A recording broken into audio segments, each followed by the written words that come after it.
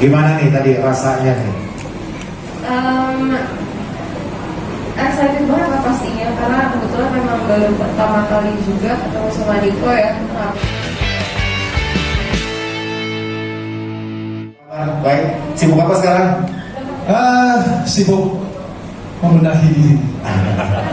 Pandemi banyak belajar ya. Sibuk membenahi diri. Oke, dua lagi. Oke, yang kedua. Ini kita juga pernah tahu ya, Mas Rudi itu pernah kerja bareng dengan Nicholas Saputra. Dan itu udah lama banget ya. Dan sekarang duduk bareng dan juga bareng lagi kerjasamanya. Gimana nih? Bisa kasih kesan-kesannya nggak nih? Kami lama banget nih jasa produksi bareng. Yang pasti yang pertama saya berterima kasih kepada Mas Denny Siregar dan Mas Yunka yang memberi kesempatan saya untuk akhirnya bisa berreuni dengan Nicholas Saputra. Oke. Karena 21 tahun ya, 21 tahun saya nggak pernah bekerja sama di dalam film, ketemu casual aja. Dan sebenarnya 21 tahun yang lalu saya udah kepingin banget kerja sama lagi sama dia. Oh wow. Jadi ketika kesempatan yang datang dari Mas Denny dan Mas Yunka, ya saya menyambut sangat semangat karena menurut saya it's my time to take care of him. Jadwalnya merayap ya kayaknya Mas Saputra ya. Oke, baik. Oke, kita ke Niko boleh? Oke. Niko, apa kabar? Baik. Oke. Sibuk apa sekarang nih? Lagi persiapan mau bikin film, Mas. Oh iya sama. Ini basa-basi aja, biar ada omongan gitu ya. Oke. Kesan pertama ketika diundang untuk bisa terlibat di saya pakai ini gimana kira-kira? Ya, ini sebuah privilege buat saya bisa ketemu Mas Rudi lagi. Oke. Setelah sekian lama dan ya tentu saja ini kesempatan yang nggak mungkin saya dapatin. Iya. Oke, dia juga pasti dari cerita juga bagus banget ya. Pasti.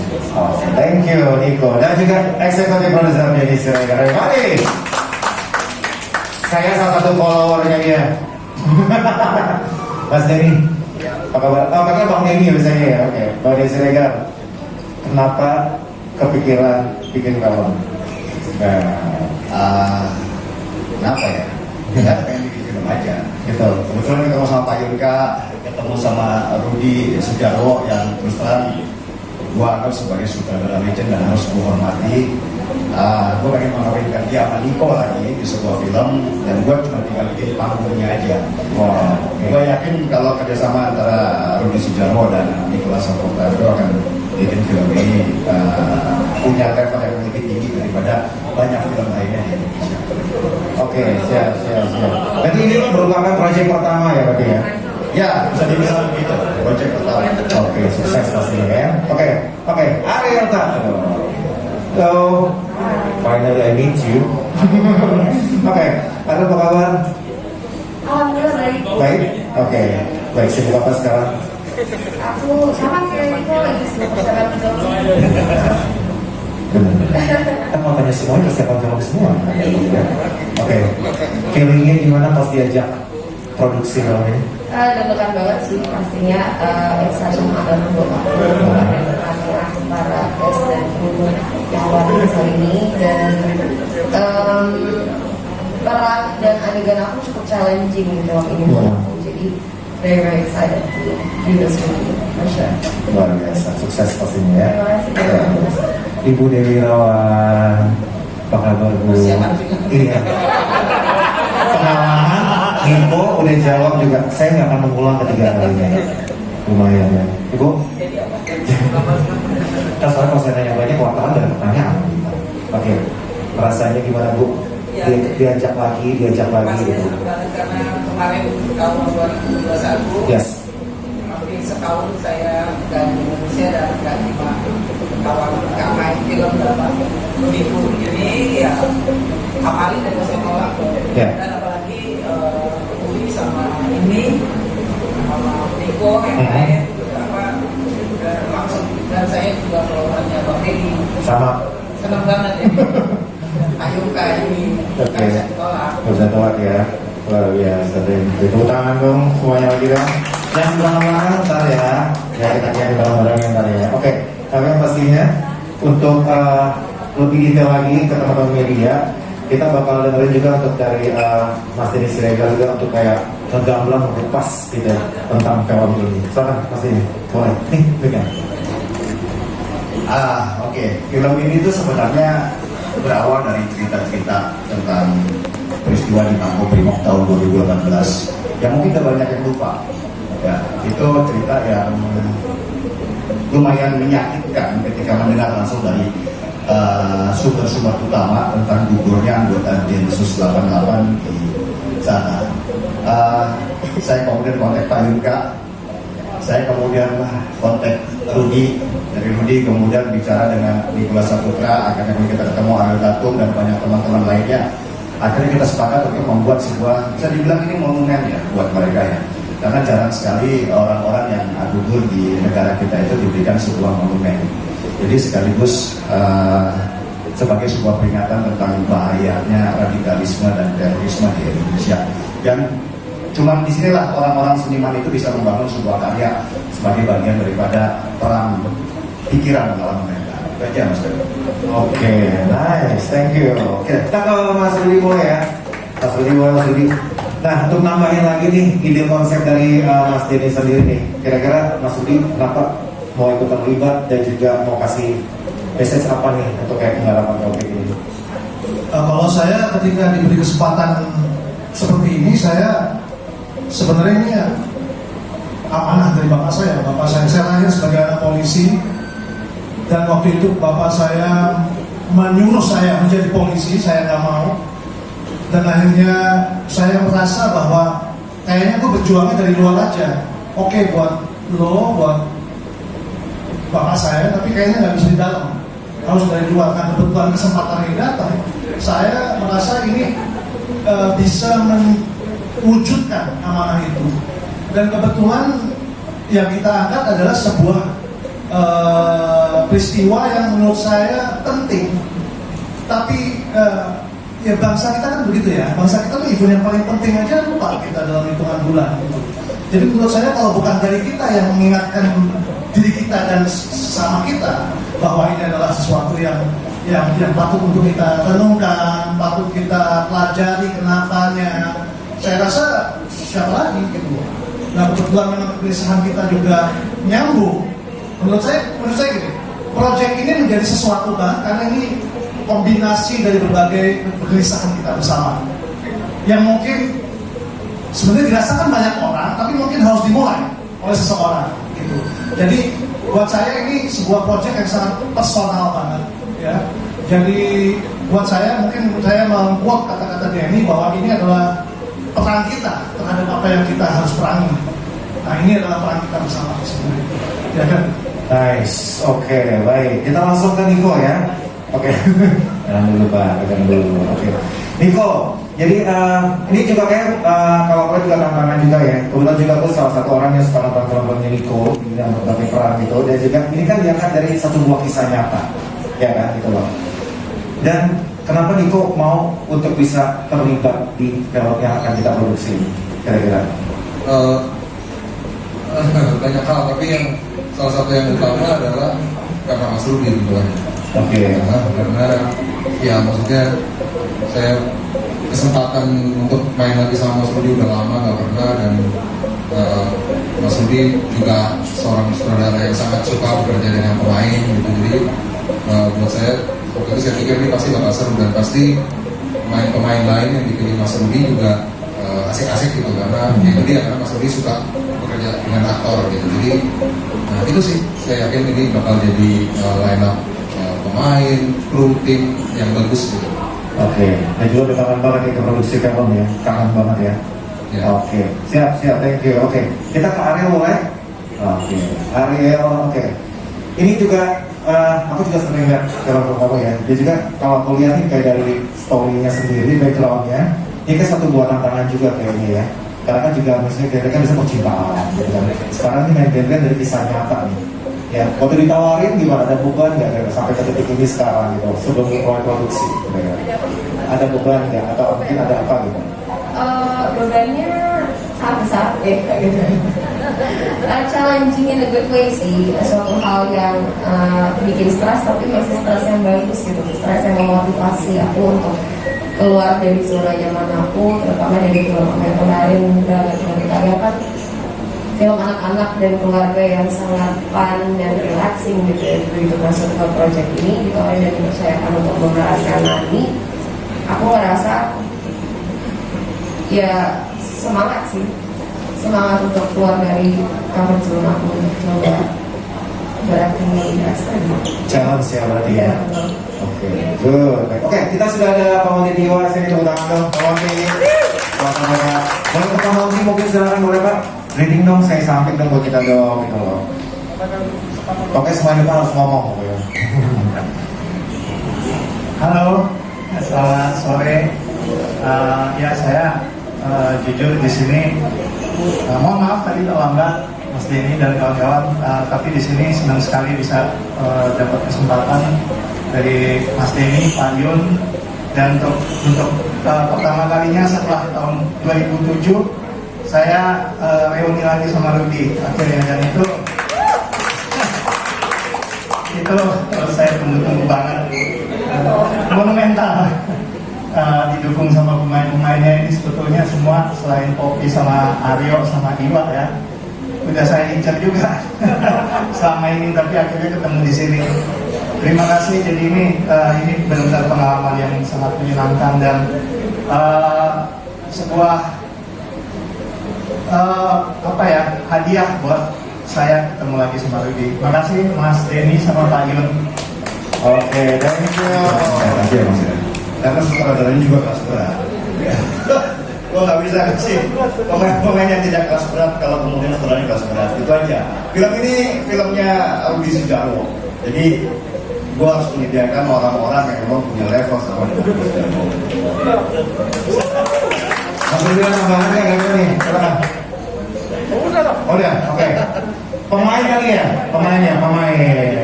Nanti kita ke belakang. Niko dulu, Maria. Kalau saya berperan sebagai Aji, salah satu gitu ya. Jelas tadi mau apa?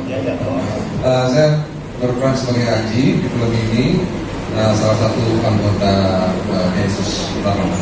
Oke, siap. Maria sendiri. Tadi belakang juga boleh perwakilan ya, Ter ya.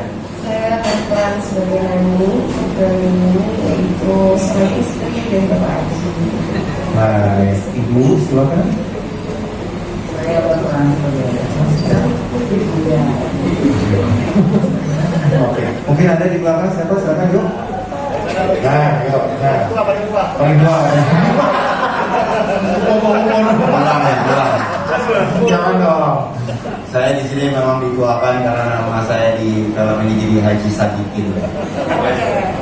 Oke. Lagi mungkin Seorang interrogator. boleh. Oke. Halo, saya berperan di sini sebagai Murad, tukang suluh nanti. Saya di sini sebagai Aryo, kawannya Haji. Saya sendiri tukang tangkap. Saya sebagai Ibtu Ruslan, senior dari Haji yang menangani Polres Satu. Saya sebagai Gendis, saya juga seniornya Aji dan kita berdua itu ya. Itu tapi kita bagian identifikasi sosial. Terima kasih. Oke. Saya di sini berperan sebagai Leong yang nyuruh Murad. Oke.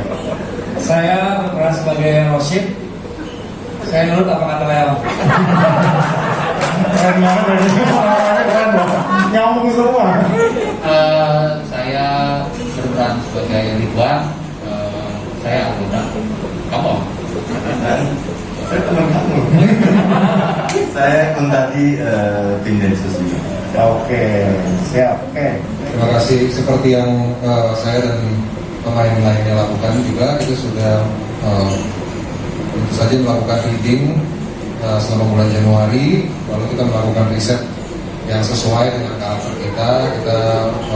Mungkin nggak bisa ceritain semua, tapi tentu ada riset-riset dalam ya yang dari observasi, latihan, untuk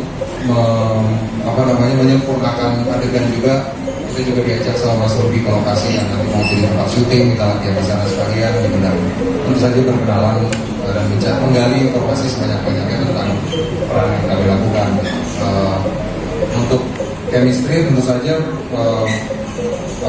dengan latihan, dengan reading, dengan diskusi, ya itu sih palingan ya. Sebulan ini kita sudah melakukan itu. Oke, baik, thank you. Ya, ini memang kita nggak bikin dalam bentuk true event ya, based on true event, tapi inspired by true event. Karena kan nggak mungkin kita tahu semuanya, itu banyak rahasia di sana juga yang kita juga nggak pernah dikasih tahu. Tapi kita mengumpulkan banyak cerita di situ tentang situasi terjadi dan kemudian ngobrol sama Rudy, lalu kita desain dalam bentuk sebuah cerita yang kita dramakan. Film ini bukan film action, tapi film drama seperti dokumen yang dalam belakang kerusuhan. Jadi kita sebenarnya tidak banyak bicara tentang kerusuhan dan yang terjadi di dalam secara detail, tapi kita berbicara tentang seorang ayah, seorang kekasih, juga seorang suami yang kebetulan bekerja sebagai seorang polisi, ya kan, dan ada di kejadian seperti itu. Oke, Mas Rudi, Sebenarnya itu salah satu tantangan juga ya, karena ketika kita riset yang di dalam waktu itu kan sudah korban kebanyakan. Yang tidak korban pasti ada engganan karena luka lama. Jadi memang kita tidak bisa terlalu menggali terlalu ini, makanya kita memilih untuk inspired dari kisahnya tadi. Tapi yang menarik adalah yang menjadi tantangan juga adalah bagaimana lewat film ini masyarakat yang nanti menonton. Nah, the good thing about zaman sekarang adalah media tontonan banyak, ada OTT, ada bioskop, ada segala macam. Jadi pasti film ini akan tertonton anyway gitu bagi yang tadinya mungkin merasa bukan film mereka. Kenapa? Karena film ini tentang manusia dengan profesinya. Itu yang kita nggak tahu. Kita tahunya kan polisi begini, ya, polisi begitu. Dan ini bukan film tentang polisi banget. No, ini salah satu profesi kayak ada profesi wartawan. Ini profesi seorang polisi yang kebetulan densus. Nah, yang menarik lagi dan menantang adalah profesi densus itu kan tidak semua tahu dan tidak semua boleh tahu, bahkan keluarganya juga tak boleh tahu gitu loh mereka. Jadi ini yang menarik menurut saya ketika kita nanti akan merefleksi diri kita lewat karakter-karakter ini. Dan pastinya mereka akhirnya harus tahu itu gimana sih perasaannya ketika ada yang masih survivor kan ada ya.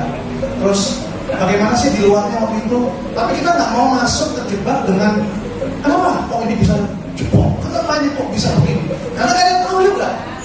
Takutnya kita terjebak itu. Makanya tapi kalau misalnya salah satu keluarga kita atau teman kita berada di posisi yang di saat yang salah, di tempat yang salah, profesi yang salah, perasaan kita gimana kalau di keluarga kita? Itu sebenarnya yang menantang dan seru ya. Oke, good, thank you.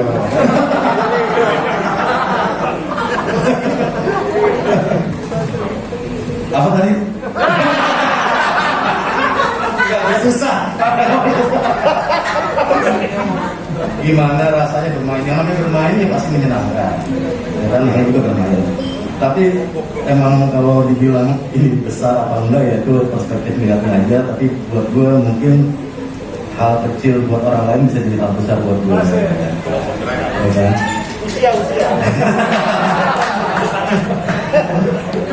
Apa ya di sini yang sebagai gembongnya teroris buat gue emang satu peran yang apa ya?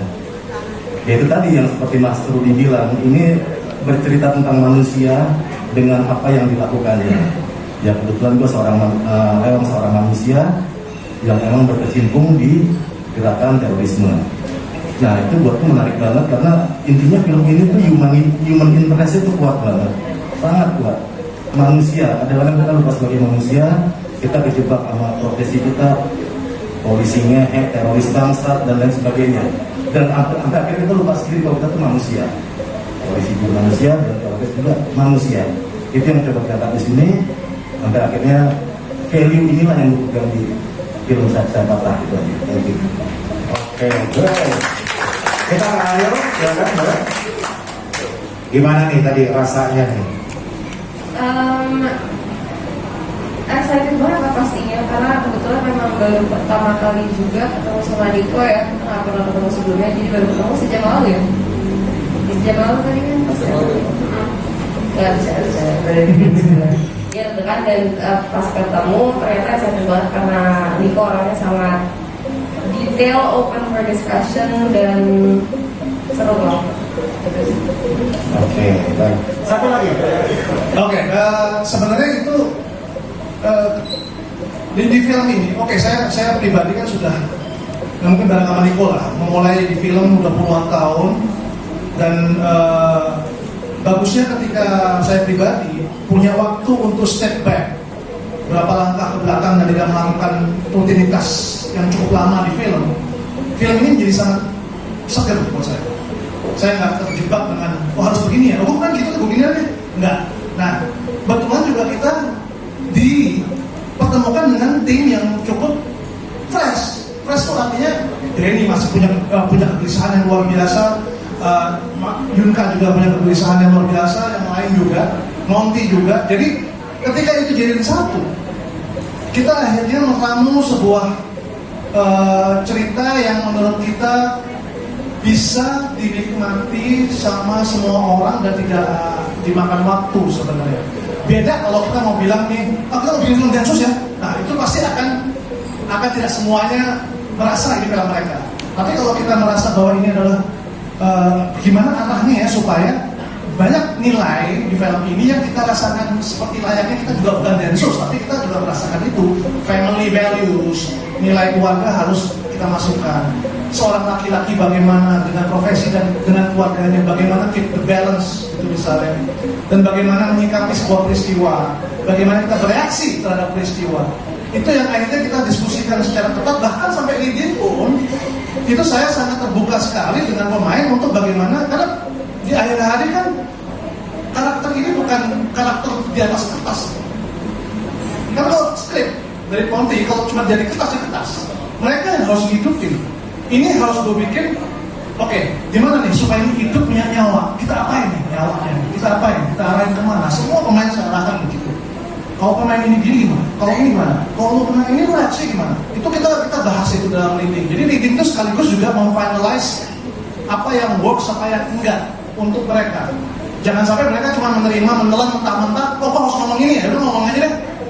Nah itu yang kita nggak mau terjadi, karena biar bagaimanapun film ini kan mengandung ada unsur kisah nyatanya. Artinya ada beberapa yang merasa cerita ini cerita mereka aslinya.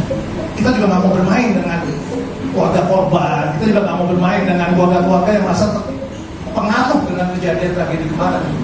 Jadi akhirnya kita memilih jalan tengahnya untuk cerita ke arah yang saya patahin. Nah kalau judul kita serahkan kepada yang berwenang. Ya, sebelumnya makasih banget untuk Mas Monty Tiwa untuk skenario-nya yang luar biasa ya, sesuai dengan apa yang kita inginkan, bahwa film ini bukan film laga ya, film ini sebenarnya kisah cinta yang kebetulan backgroundnya itu adalah peristiwa yang Makobrimob. Nah, sebelum saya mata itu sudah banyak judul yang kita ini kan, ada yang Makobrimob, ada macam-macam lah ya kan. Tapi pada intinya kita mencoba mencari sebuah bagaimana judul itu menggambarkan situasi pada saat itu. Saya patah mungkin bisa berarti adalah pada saat itu negeri ini sedang terbuka aja, karena peristiwa itu menjadi sebuah warning buat kita ya kan, apalagi dengan adanya korban pada saat itu yang dari aparat negara yang harus kita terima dengan baik gitu ya, dan nggak bisa membuat kita menjadi menyerah, tapi kita harus bangkit lagi. Sayap-sayap patah itu bukan sayap-sayap yang tidak bisa diobati. Kita bisa mengobati dan bisa lebih terbang lebih tinggi lagi. Baik. Wassallallahu ala sayyidina Muhammad wa ala ali sayyidina Muhammad walhamdulillahi rabbil alamin. Assalamualaikum warahmatullahi wabarakatuh. Sesuai dengan waktu dan juga bisa memberikan hiburan buat seluruh masyarakat Indonesia. Baik, yang pertama boleh dikasih pada Mas Rudi Sejarawo, silakan. Mas Rudi, apa Mas? Sukses selalu dan semoga. Ya, lagi Mas Rudi boleh ketemu.